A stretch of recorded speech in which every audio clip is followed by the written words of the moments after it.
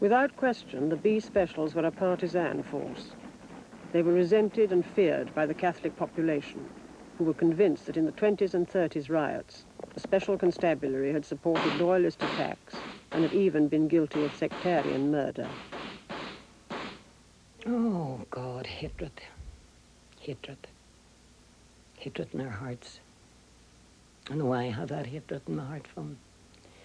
And for the RUC. Could never forget what they did, do you know? They were a gang of thugs. They weren't a police force at all, you know, corner boys. It was one way of getting them into, getting them guns and letting them on the loose. Oh, there's no doubt about that. The B Specials, they were confined practically to the one religion because they were ignored by the Roman Catholic population. And they became a sectarian force, which was not for the good of any country, you know. A new Parliament building had been opened at Stormont in 1932. The Unionist party had by the 60s held power for 40 years. No Catholic had held ministerial office. The civil service, which served these politicians, was almost entirely Protestant too. Of 500 important civil servants, only 36 were Catholic. The only successful piece of legislation to originate from the Catholic Nationalist Party was the Wild Birds Act of 1931. And discrimination went beyond government. As the Cameron report was to show, discrimination against Catholics was widespread throughout Northern Ireland society. Catholics did contribute to the situation they found themselves in, quite simply because of the fact they refused to recognise the state, participate in the state, and therefore refused to take jobs in the civil service. That was one area. And then we had their attitude towards education, in which the educational system that appertained within the Catholic community was orientated more towards the arts and languages, whereas in the Protestant state schools it was orientated towards engineering and banking and commerce. Therefore the Protestant children were more able to compete for the jobs that were coming on the market. Discrimination had become a way of life by the 1960s. 40 years of the northern state had entrenched it, so that in certain areas like local government, under some of the councils, virtually no Catholics were employed, or there were grades of posts for which no Catholics need apply. This had ludicrous examples, like in County Fermanagh, where a majority of the population was Catholic. For the job of school bus driver, which required no great skill, there were something like 75 school bus drivers, of whom only 7 were Catholics. This film looked at housing in Fintona, County Tyrone, in 1953. Of the town's 314 houses, about a quarter were like these, old, without basic amenities, and mostly inhabited by Catholics. Most of these little houses hold big families. Here are Mrs. Quinn and 3 of her children outside their cottage in Back Lane. There are 6 in the family, all living here. Mr. Campbell of Mill Street and some of his children. 8 people live here. There's a family of 8 here too. This is Mrs. McGuigan, Castle Street, with 5 of her children. Mrs. Pearson, Water Lane, with 5 of her children. Again, a family of 8. Mrs. Mullen of Mill Street has 8 children, all living here. Big families and little houses are normal in these back streets of Fintona. 48 council houses had been built recently in Fintona, some at Craigavon Park, but only a quarter had gone to Catholics, who made up 2/3 of the population. It was common for small Protestant families from sound homes to get council houses. For example, number 5 Craigavon Park is occupied only by Mr. Gillespie and his wife. Number 12 only by Mrs. Weir and her daughter. Mrs. Adams lives alone in number 9 and Mrs. Jones alone in number 10. Miss Mills lives alone in number 7. Mr. Gibson and his wife live alone at 24 Mitchellburn Terrace. Mr. Coulter and his wife at number 7. Mr. Holsworth and his sister at number 1. Most of these people already had quite comfortable homes when the council houses were allotted to them. Mr. Holsworth, for instance, sold this farm at Kilgort, near Fintona, before moving to his new house. This bungalow at Coney Warren, 10 miles from Fintona, is also a council house controlled by the Omagh Rural District Council. Mrs. Jones left it for 10 Craigavon Park, where she lives alone.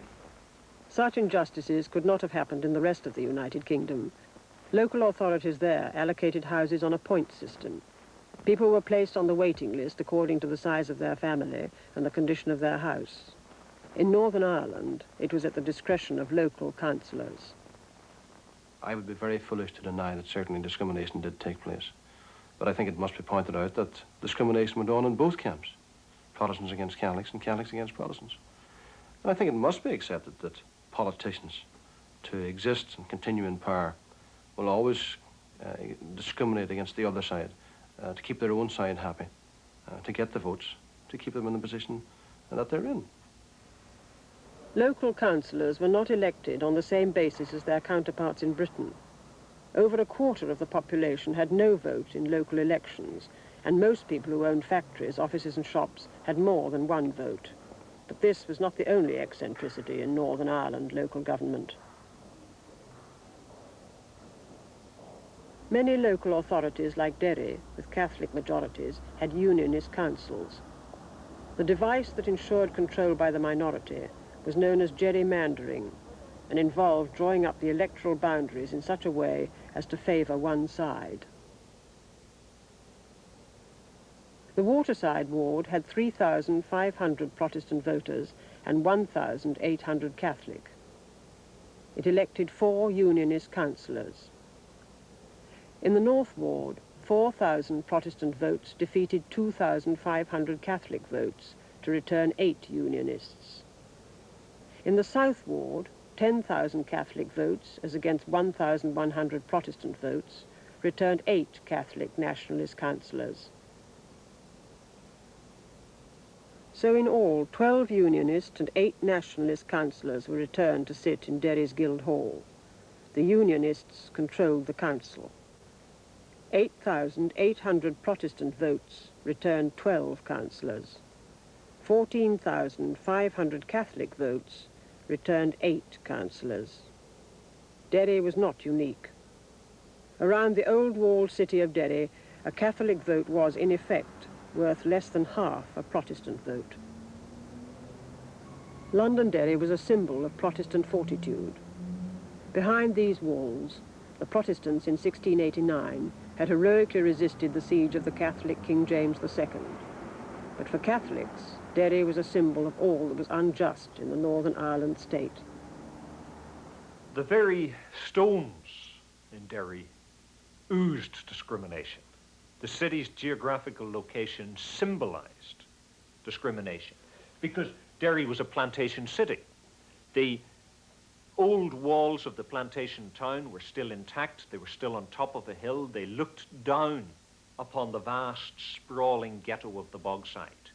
And so to the Catholic population of Derry, living in places like the Bogside, they looked up and saw the Protestant city on a hill dominating them in the 1960s as it had done in the 1690s.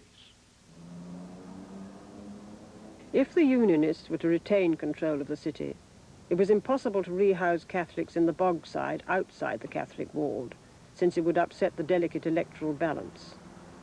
The Cameron report said, "Council housing policy has been distorted for political ends in Unionist-controlled areas." The people from these slums in the Bogside had to be rehoused in the Cregan council estate within the ward, but that only consolidated the Catholic ghetto. Derry was the most depressed city in the United Kingdom. Here, in the 60s, unemployment among men was as high as 1 in 5. There was also discrimination at work.